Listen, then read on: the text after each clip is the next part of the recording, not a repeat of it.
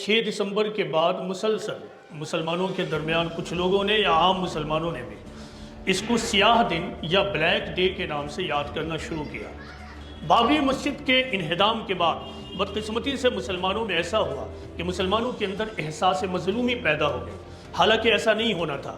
اس واقعے کو وہیں پر چھوڑ کر ہمیں آگے بڑھنا تھا اور اپنی تاریخ کو نئے انداز میں لکھنے کا عہد کرنا تھا۔ آپ کے ساتھی ہجرت کے واقعے کو مظلومانہ فہرست میں رکھ سکتے تھے۔ ہجرت کے واقعے کو آپ تاریخ میں ایک ایسے دن کے طور پر یاد کر سکتے تھے جس دن کو انتہائی مظلومی کا دن قرار دیا جائے۔ اس دن کو وہ لوگ سیاہ دن بھی کہہ سکتے تھے عرب کے لیے، لیکن انہوں نے ایسا کچھ بھی نہیں کیا۔ انہوں نے بلکہ اس دن پر اپنی تاریخ کی بنیاد بنا لی، یعنی اس دن سے ہجری کیلنڈر کی بنیاد پڑی۔ اور ان تین کاموں کو نظر انداز کر کر آپ خواہ کتنی ہی بڑی تحریک کھڑی کر دیں، کتنی ہی بڑا موومنٹ کھڑا کر دیں، یقین جانیے کہ مسلمانوں کو فیلئر ہونے سے کوئی نہیں روک سکتا۔ صحابہ کا مزاج یہ تھا کہ ہر وہ چیز جو فائدہ مند ہے، ہر وہ چیز جو علم ہے، اس کو وہ کہیں بھی پاتے ہیں، اس پر وہ اپنا حق سمجھتے ہیں اور اس کو استعمال کرتے ہیں۔ مظلومی کے بعد پتہ ہے، تاریکی کے بعد ایک جیت ہوتی ہے۔ جو قوم اپنی تاریکی میں بھی روشنی کو دیکھ لے، وہی قوم ہوتی ہے جس کو اس دنیا میں فتح نصیب ہے۔ جو لوگ کسی نقصان کے دن کو بلیک ڈے یوم سیاہ کے طور پر دیکھیں، تو پھر ایسے فرد اور ایسی قوم کے لیے اس دنیا میں کامیابی کہیں بھی موجود نہیں ہے۔ یاد رکھیے کہ قوموں کو جو کامیابی حاصل ہوتی ہے وہ اعلیٰ اخلاق کی بنیاد پر ہوتی ہے، لیکن اگر ہم نے دانش مندی، وژڈم اور حکمت سے کام نہیں لیا تو ہمارے مستقبل کو تباہ و برباد ہونے سے کوئی بھی نہیں روک سکتا ہے۔ اس نے کہا the time has come to bear the unbearable، یعنی اب وہ وقت آ گیا ہے کہ ہم ناقابل برداشت کو برداشت کر لیں۔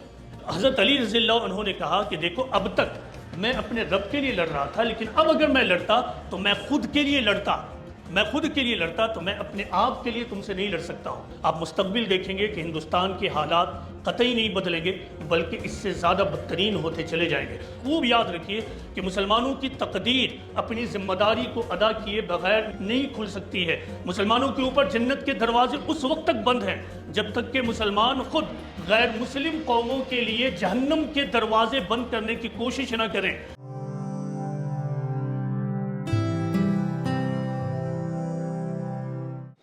حاضرین، آج 13 دسمبر ہے۔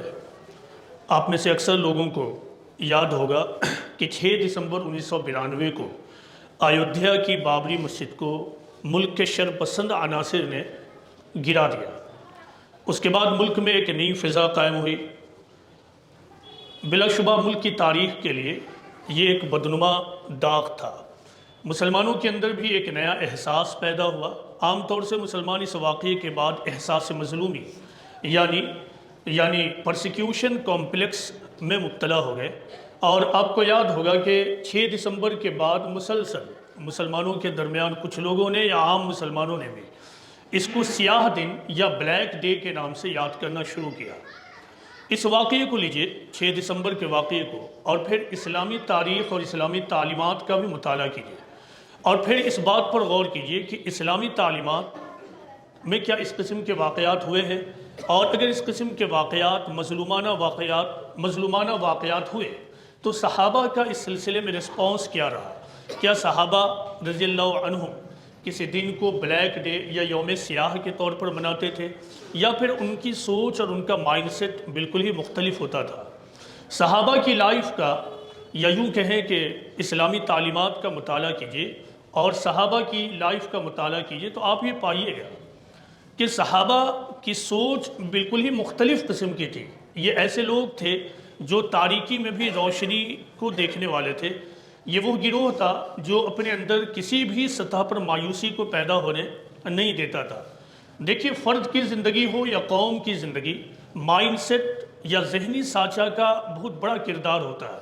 جیسا مائنڈ سیٹ ویسے ہی اعمال کسی انڈیویجول یا کسی قوم سے ظاہر ہوتا ہے۔ جیسا مائنڈ سیٹ ہوگا، فرد اسی طرح کا ایکشن کرے گا۔ کسی قوم کی اجتماعی ذہنی سانچہ اور مائنڈ سیٹ جیسا ہوگا، اس سے بھی ویسے ہی اعمال ظاہر ہوں گے۔ اسلامی تاریخ کا ایک مشہور ترین واقعہ وہ ہے جسے ہجرت کہتے ہیں، مائیگریشن آف دی پروفٹ۔ ہجرت سادہ طور پر یہ ہے کہ پیغمبر اسلام محمد صلی اللہ علیہ وسلم اور آپ کے ساتھی مکہ سے نکل کر مدینہ چلے گئے، اور اسی واقعے کو تاریخ اسلام میں اور سیرت رسول میں ہجرت کے نام سے یاد کیا جاتا ہے۔ لیکن آپ نے کبھی غور کیا ہے کہ ہجرت کا جو واقعہ ہوا، اس کے پیچھے 13 سالہ پروفٹ محمد صلی اللہ علیہ وسلم کا اسٹرگل تھا، اور یوں کہیں کہ مظلومانہ زندگی تھی۔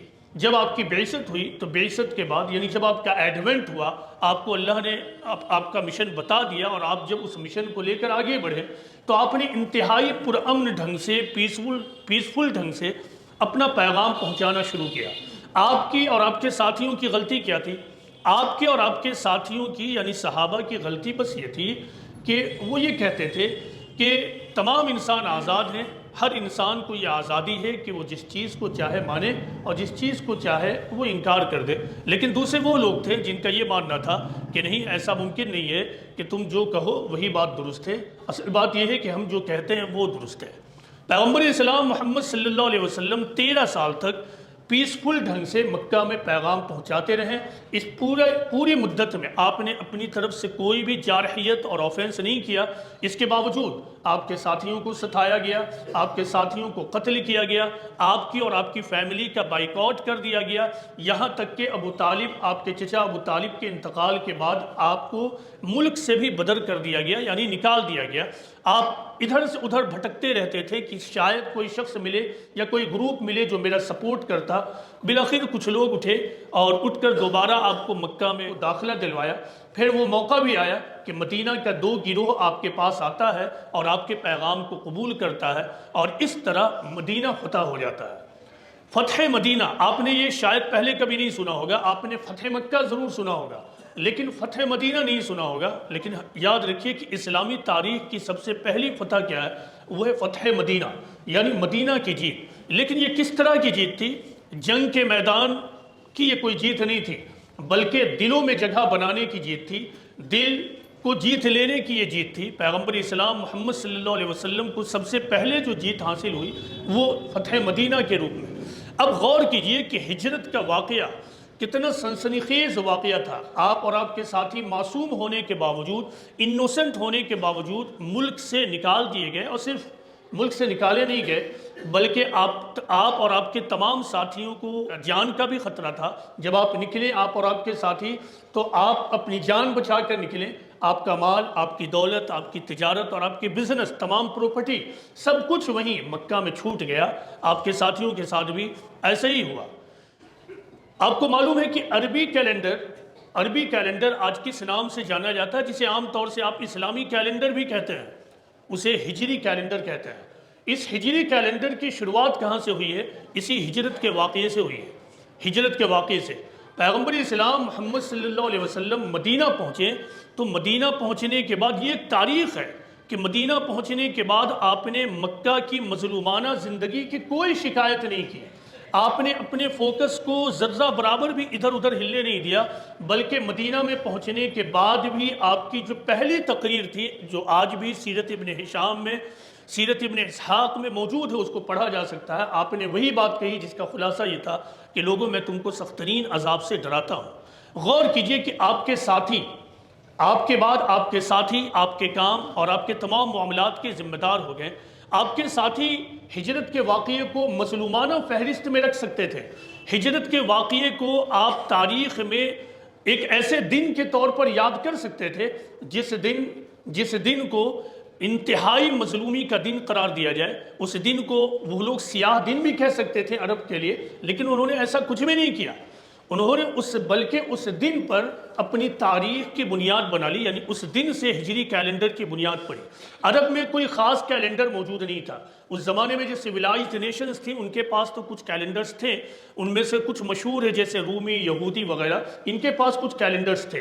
عرب سوسائٹی اتنی سویلائزڈ نہیں تھی کہ وہ اپنے حساب و کتاب کے لیے کیلنڈر کو استعمال کریں، یا پھر یوں کہیں کہ ان کو بہت زیادہ حساب و کتاب کی ضرورت بھی نہیں ہوتی تھی، چونکہ ان کے پاس بہت سارے معاملات نہیں تھے۔ وہ ان سویلائزڈ گروپ تھا۔ اس سے پہلے وہاں جو کیلنڈر عام طور سے استعمال ہوتا تھا وہ عام الفیل کے نام سے استعمال ہوتا تھا۔ یہ ایک واقعے پر بیسڈ کرتا ہے، جب ابرہہ کی فوج نے مکہ پر حملہ کیا تھا، اسی دن کے نام سے ان لوگوں نے ایک کیلنڈر بنا رکھا تھا جس کو عام الفیل کہتے تھے، اور وہ اپنے واقعات کو محفوظ کرنے کے لیے اسی دن سے چیزوں کو کنیکٹ کر کے یاد رکھتے تھے۔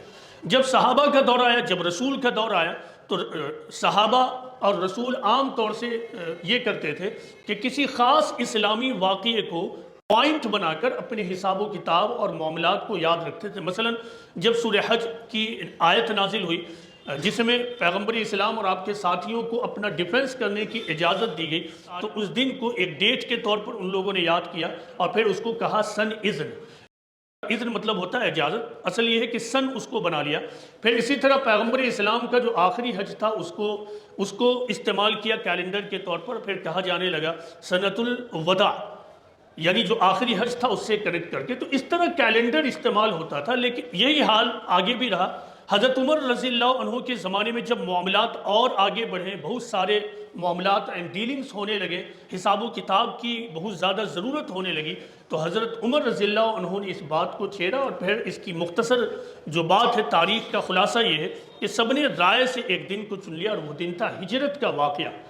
یہ صحابہ کا کردار۔ ایک بات ہمیشہ یاد رکھیے کہ ایسا نہیں ہو سکتا کہ صحابہ نے اپنا ایک علیحدہ کیلنڈر بنایا، دوسرے لوگوں کا کیلنڈر تھا اس لیے اپنا ایک کیلنڈر بنا لیں، ایسی بات نہیں تھی، کیونکہ حضرت عمر رضی اللہ عنہ کی لائف سے یہ معلوم ہوتا ہے کہ جب کبھی بھی معاملات میں یا کوئی بھی کام کرنے میں کسی دوسرے لوگوں کے نمونہ لینے کی ضرورت پڑے تو پھر وہ دوسروں کے نمونے کو بھی لیتے تھے۔ یہاں تک کہ میں نے پہلے کبھی بتایا تھا کہ مسجد میں یہ جو ممبر ہے یہ پیغمبر اسلام محمد صلی اللہ علیہ وسلم کا کوئی پروپوزل نہیں تھا، وہ اس طرح ہوا کہ جب پیغمبر اسلام کی عمر بڑھ گئی تو جب آپ خطبہ دیتے تھے تو آپ ٹیک لگا کر، وہ لکڑی اور درخت وہاں پہ تھا تو اس سے ٹیک لگا کر آپ تقریر دیا کرتے تھے۔ تو بعض صحابی نے آپ کے لیے یہ سوچا کہ کیا کریں، اچھا ہوتا کہ رسول اللہ بیٹھ کر کوئی بات کرتے، تو اس میں تمیم داری جو تھے انہوں نے یہ مشورہ دیا کہ عیسائیوں کے چرچز میں ایک کرسی لگی ہوتی ہے، اس پر بیٹھ کر خطاب ہوتا، تقریر ہوتی، کیوں نہ ہم بھی مسجد میں ایسا بنا لیں۔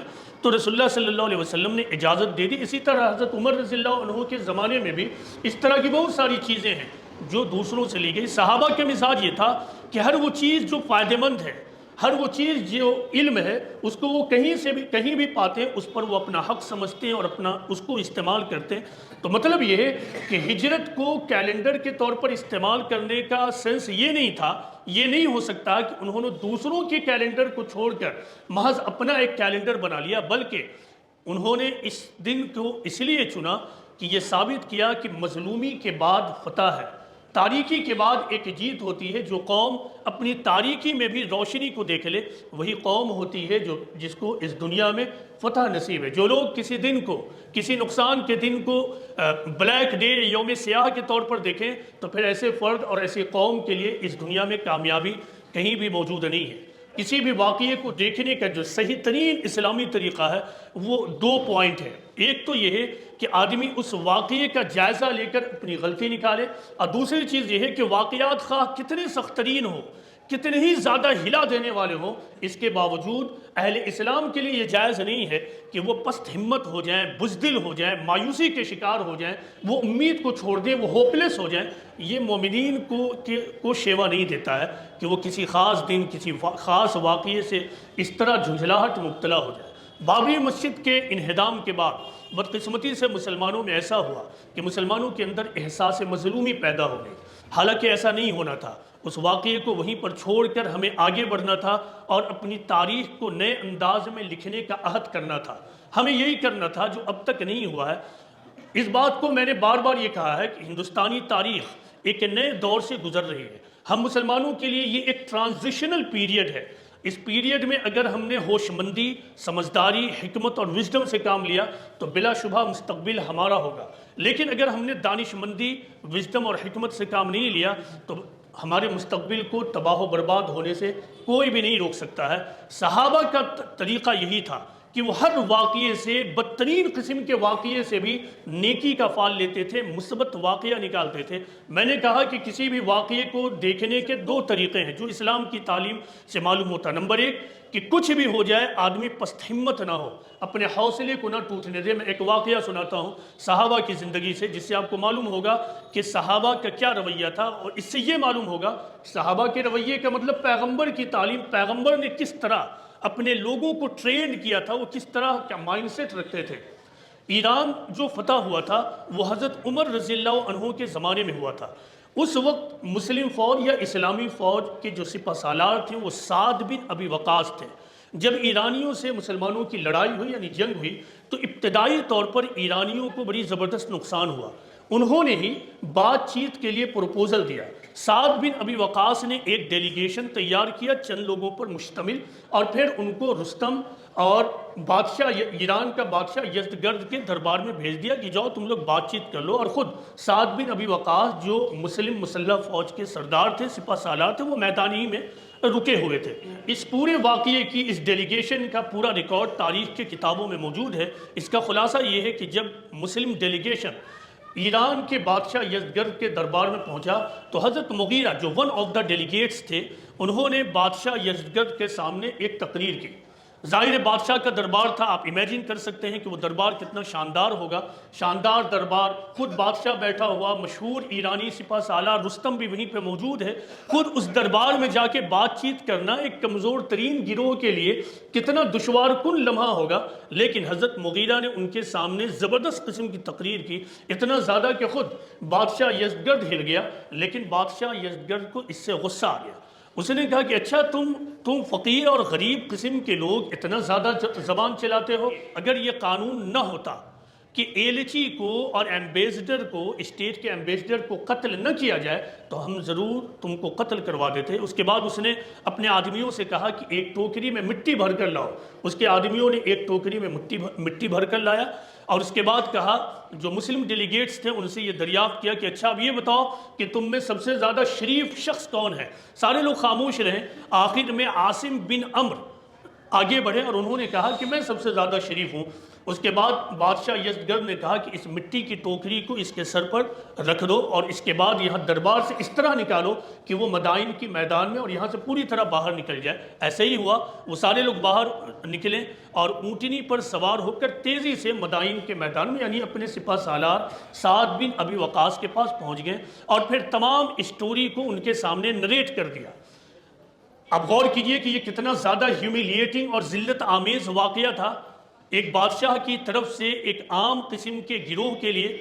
لیکن اب سعد بن ابی وقاص نے جو جواب دیا اس پورے معاملے پر، اس کو ملاحظہ فرمائیے۔ انہوں نے کہا کہ خوش ہو جاؤ، اللہ تعالیٰ نے ان کے اقتدار کی کنجی تمہارے حوالے کر دی ہے۔ یعنی سر پر مٹی کی ٹوکری رکھی گئی ہے، لیکن سپہ سالار اتنا پازیٹیو اور مثبت سوچ کا ہے کہ وہ یہ کہتا ہے کہ خوش ہو جاؤ کہ خدا نے ان کے اقتدار کی کنجی تمہارے حوالے کر دی۔ یہ ہے صحابہ کا مائنڈ سیٹ کہ انتہائی بدترین ذلت آمیز صورتحال میں بھی وہ کبھی ہوپلیس نہیں ہوتے تھے۔ کسی چیز کو سیاہ دن کہہ دینا، بلیک ڈے کہنا، یہ صحابہ کا شیوا اور طریقہ نہیں تھا۔ کیوں؟ کیونکہ جب آپ ایسا کرتے ہیں تو اس سے آپ احساس مظلومی کے شکار ہوتے ہیں، آپ کے اندر نفرت پیدا ہوتی ہے، آپ کے اندر بلا وجہ انتقام اور ریونج کا جذبہ پیدا ہوتا ہے۔ لیکن جب کسی واقعے کو آپ صحیح رخ پر دیکھتے ہیں تو پھر اس واقعے سے آپ پازیٹیو نوٹ لیتے ہیں، پازیٹیو میسج لیتے ہیں، پھر سے چیزوں کو سمجھتے ہیں، پھر یہ غور کرتے ہیں کہ اب ہمیں کیا کرنا چاہیے کہ ہم اپنے قافلے کو آگے بڑھا سکیں۔ یہ فرق ہے دو قسم کی سوچ میں۔ اسلام جو تعلیم دیتا ہے وہ یہ ہے کہ ہر حال میں اپنے آپ کو حوصلہ مند اور پازیٹیو تھاٹ پر باقی رکھو۔ اس سلسلے میں آپ کو ایک جدید واقعہ سناتا ہوں، جدید قوم کا۔ یہ واقعہ جاپانیز قوم کا ہے۔ آپ کو معلوم ہے کہ ورلڈ وار 2 میں جاپان بہت زیادہ ایکٹیو ممبر تھا، لیکن بالآخر ہوا یہ کہ 1945 میں امریکہ نے جاپان کے ہیروشیما اور ناگاساکی دو شہروں پر ایٹم بم گرا کر جاپان کو پوری طرح برباد کر دیا۔ یہ جاپانیوں کے لیے بہت بڑا شوق اور دھکا تھا، یہ اتنا بڑا نقصان تھا کہ آج آپ بیٹھ کر شاید اندازہ نہ لگا سکیں کہ پورا شہر تباہ و برباد کر دیا گیا۔ لیکن اب کیا تھا؟ اب دو میں سے ایک چیز تھی، اس دن کو بلیک ڈے گھوشت کر دینا، سیاہ دن گھوشت کر دینا، یا پھر قوم کے اندر ایک مثبت سوچ پیدا کرنا۔ اس واقعے کا نتیجہ یہ ہوا کہ عام طور سے جاپانیوں کے اندر انتقام کا جذبہ پیدا ہو گیا، وہ امریکیوں کے خلاف نفرت میں مبتلا ہو گیا، لیکن عین اسی وقت ان کے درمیان ایسے اسکالرز اور دانشور پیدا ہوئے، رہنما پیدا ہوئے، جنہوں نے ان کے انتقام کو اور نفرت کو یہ کہہ کر ٹھنڈا کیا کہ اچھا دیکھو 1945 میں ہیروشیما اور ناگاساکی پر ایٹم بم امریکہ نے گرا دیا، لیکن اس سے پہلے ہم نے 1941 میں ان کے پرل ہاربر پر بھی سوسائڈ بومبنگ کر کر ان کو نقصان پہنچایا تھا، تو معاملہ برابر ہو گیا، پہلے ہم نے نقصان پہنچایا، اب انہوں نے نقصان پہنچایا، معاملہ برابر، انتقام کا معاملہ ختم، اپنے اندر سے نفرت ختم کرو۔ اس واقعے کے بعد جاپان کا بادشاہ ہیروہیٹو پبلک کے درمیان آتا ہے، ریڈیو پر وہ ایک پبلک لیکچر نشر کرتا، اور یہ بہت بڑی بات تھی جاپانیوں کے بارے میں۔ کیونکہ جاپانیوں نے کبھی شکست کو فیس نہیں کیا تھا، وہ یہ سمجھتے تھے کہ ہر حال میں جیت ہمارے لیے، کیونکہ وہ اپنے بادشاہ کو خدا کا ایک اوتار سمجھتے تھے، لہٰذا یہ ان کی سمجھ سے باہر کی بات تھی کہ ان کا بادشاہ شکست کھا جائے، ان کے ملک کو ڈیفیٹ ہو، لیکن ان سب کے باوجود ملک کا بادشاہ اپنے قوم کو ایکسپلوائٹ نہیں کرتا ہے، ان کی ایموشن سے نہیں کھیلتا ہے، ان کو ڈارکنیس میں نہیں رکھتا ہے کہ ہم ابھی بھی جیتیں گے، آگے بڑھ نہیں، بلکہ وہ آیا پبلک کے درمیان ایک ریڈیو لیکچر دیا، اور اس لیکچر میں کہا کہ وی ہیو لاسٹ دا وار، ہم جنگ ہار چکے ہیں۔ اور اس کے بعد جو ایک جملہ کہا وہ بہت زیادہ سبق آموز ہے، اس نے کہا the time has come to bear the unbearable، یعنی اب وہ وقت آ گیا ہے کہ ہم ناقابل برداشت کو برداشت کر لیں، ایسی چیز کو برداشت کر لیں جو unbearable ہے۔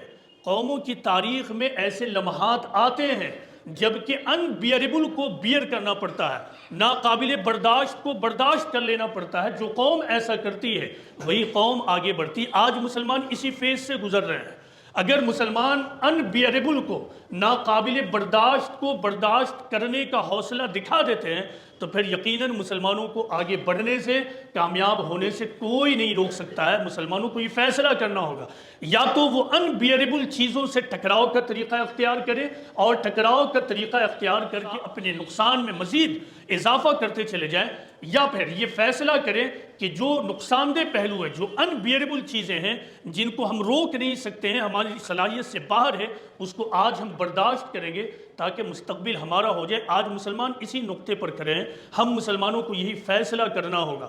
ہم مسلمانوں کے لیے کرنے کے 3 کام ہیں، 3 بنیادی کام ہیں، اور ان 3 کاموں کو نظر انداز کر کر آپ خواہ کتنی ہی بڑی تحریک کھڑی کر دیں، کتنی ہی بڑا موومنٹ کھڑا کر دیں، یقین جانیے کہ مسلمانوں کو فیلئر ہونے سے کوئی نہیں روک سکتا۔ سب سے پہلی چیز ہے، یا یہ نمبرات 1 2 3 صرف سمجھانے کے لیے، اس میں سے نہ تو کوئی 1 پہ ہے نہ کوئی 2 پہ، بلکہ سب ایک ہی پلین میں ہے۔ یہ 3 چیزیں ہمیں کرنی ہیں۔ نمبر 1، اپنی قوم کو ایجوکیٹ کرنا، اپنی قوم کو، مسلمانوں کو یہ فیصلہ کرنا ہوگا کہ 100% لٹریسی اپنی قوم میں پیدا کیا جائے۔ اگر ایسا نہیں کریں گے تو دنیا میں آپ کی تقدیر، ہماری تقدیر بدلنے والی نہیں ہے۔ آج بھی آپ دیکھیے، مسلم محلے میں چلے جائیے، کس طرح 10 سال 12 سال 15 سال کے نوجوان موبائل فون کے ساتھ اپنے وقت کو ویسٹ کر رہے ہیں۔ 4 بچے 5 بچے ایک ساتھ بیٹھ جاتے ہیں، اور اس کے بعد وہ ایک دوسرے کے ساتھ ایک کمبائن گیم کھیلنا شروع کر دیتے ہیں، اور پھر اپنا پورا کا پورا وقت اسی میں ضائع کرتے ہیں۔ ہمیں ایسے نوجوانوں کو بچانا ہوگا۔ یہ نوجوان آج جو 15 سال کے، یہی ہمارے مستقبل ہیں۔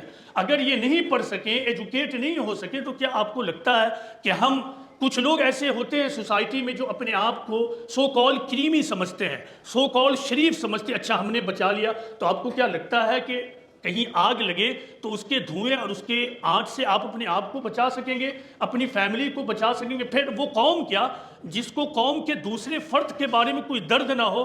وہ فیملی کیا ہے جو اپنے بچے کے بارے میں تو درد رکھتی ہو لیکن سماج کے دوسرے بچوں کے بارے میں درد نہیں رکھتی ہے؟ سب سے پہلا کام ہے کہ ہم یہ سوچ پیدا کریں، اور ایجوکیٹ کرنے کے معاملے میں سب سے پہلا کام ہے شوق پیدا کروانا، امت کے بچوں میں شوق پیدا کروانا کہ تمہیں پڑھنا ہی ہوگا، نہیں پڑھو گے تو ہمارا کچھ بھی نہیں ہو سکتا۔ یہ شوق اور یہ جنون جب امت کے بچوں میں پیدا ہو جائے، ہم پیدا کروانے میں کامیاب ہو جائیں، تو شاید ہر قسم کی کمی اور ہر قسم کی اسکارسٹی کے باوجود وہ ضرور آگے بڑھیں گے اور ایجوکیشن حاصل کریں گے۔ دوسری چیز ہے، اپنے بچوں کو، یعنی ہم مسلم بچوں، مسلم نوجوانوں کے اندر اعلیٰ اخلاقیات پیدا کریں۔ یاد رکھیے کہ قوموں کو جو کامیابی حاصل ہوتی ہے وہ اعلیٰ اخلاق کی بنیاد پر ہوتی ہے۔ پیغمبر اسلام محمد صلی اللہ علیہ وسلم کو جو اعلیٰ کامیابی ملی وَإِنَّكَ لَعَلَىٰ خُلُقٍ عظیم کی بنیاد پر ملی ہے۔ خود قرآن میں پیغمبر اسلام کے اخلاق کے بارے میں اللہ نے یہ اعلان کیا کہ بلا شبہ تم اعلیٰ اخلاق پر، اور اس اخلاق کا لیول یہ تھا کہ جنگ کے میدان میں بھی جہاں یہ محسوس ہوتا کہ دشمن سے اب مجھے نفرت ذاتی نوعیت کی ہو گئی ہے، تو وہیں پہ صحابہ اپنے تلوار کو روک لیتے تھے۔ اس سلسلے میں ایک مشہور واقعہ حضرت علی رضی اللہ عنہ کا یہ انتہائی واقعہ ہے۔ ایسے سینکڑوں واقعات میں آپ کو گھنٹوں بیٹھ کر سنا سکتا ہوں کہ کس طرح صحابہ اعلیٰ اخلاقیات پر قائم تھے۔ یہ تو جنگیں ٹکراؤ یہ تو تھوڑے دیر کی چیز ہوتی ہے کہ آپ جنگ کے میدان میں چلے گئے، ٹکرا گئے، لیکن اس کے بعد لوٹ کر جب گھر پر پہنچیں گے، اپنے سماج میں پہنچیں گے، وہاں کیا ہوگا؟ وہاں اعلیٰ اخلاق کام کرے گا۔ ٹکراؤ تو اس وقت ہے جب کہ کوئی صورت نہیں بچتی ہے۔ حضرت علی کے واقعہ دیکھیے کہ وہ کیا تھا اخلاق کا لیول۔ جنگ کا میدان ہے، دشمن کو آپ پچھاڑ چکے ہیں، اس کے سینے پر بیٹھ گئے ہیں، لیکن این اسی وقت دشمن آپ کے چہرے پر تھوک دیتا ہے۔ ظاہر ہے جب کوئی تھوک دے تو اس وقت پھر ذاتی غصہ پیدا ہوتا ہے۔ حضرت علی فوراً دشمن کو اس کے سینے پر سے اترتے ہیں اور اس کو چھوڑ دیتے ہیں۔ وہ بالکل حیران کہ ابھی تو میری موت ہونے والی تھی اور ابھی انہوں نے رہا کر دیا۔ اس نے پوچھا آپ کو کیا ہوا؟ حضرت علی رضی اللہ عنہ نے کہا کہ دیکھو اب تک میں اپنے رب کے لیے لڑ رہا تھا، لیکن اب اگر میں لڑتا تو میں خود کے لیے لڑتا، تو میں اپنے آپ کے لیے تم سے نہیں لڑ سکتا ہوں۔ یہ ہے اعلیٰ اخلاق۔ اب آپ سمجھ سکتے ہیں کہ صحابہ نے کس طرح معاملات کو ڈیل کیا ہوگا اپنے لوگوں کے اندر اعلیٰ اخلاق پیدا کرنے۔ یاد رکھیے کہ سچ، ایمانداری، وفاداری، معاف کرنا، نظر انداز کر دینا، اس قسم کے اعلیٰ اخلاقیات کا بدل بڑی سے بڑی دولت اور خزانہ بھی نہیں ہے۔ جھوٹ کے سہارے، بے ایمانی کے سہارے، انتقامی روش کے سہارے ہم کوئی بہت بڑی کامیابی حاصل نہیں کر سکتے۔ اور تیسری اور آخری چیز وہ یہ ہے کہ امت محمدی کو اپنے فرض منصبی کو پہچاننا ہوگا۔ امت محمدی کو اللہ تعالیٰ نے دو ذمہ داریاں دی ہیں۔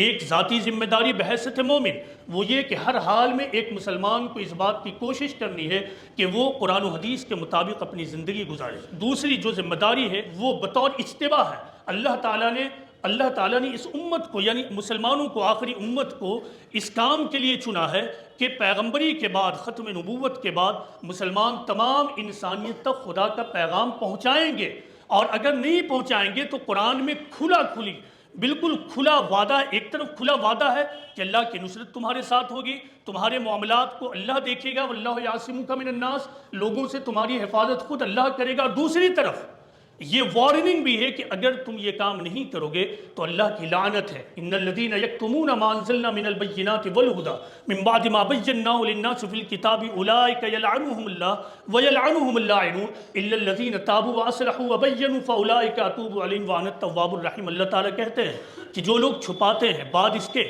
کہ میں نے اس کو کھول دیا، اپنی نشانیوں کو، ہدایت کو اپنی کتاب میں کھول دیا ہے، اس کے باوجود اگر وہ چھپاتے ہیں تو ان پر اللہ کی لعنت اور دوسرے لوگوں کی لعنت۔ آگے اللہ تعالیٰ یہ کہتے ہیں کہ ہاں اگر جس نے توبہ کر لیا، یعنی اگر مسلمان توبہ کر لے، اپنی اصلاح کر لے، اور اللہ تعالیٰ نے جو پیغام اپنے قرآن میں بھیجا اس کو تمام انسانیت تک پہنچانے لگے، تو پھر اللہ تعالیٰ کہتے ہیں کہ میں معاف کرتا ہوں، میں سب سے زیادہ معاف کرنے والا ہوں۔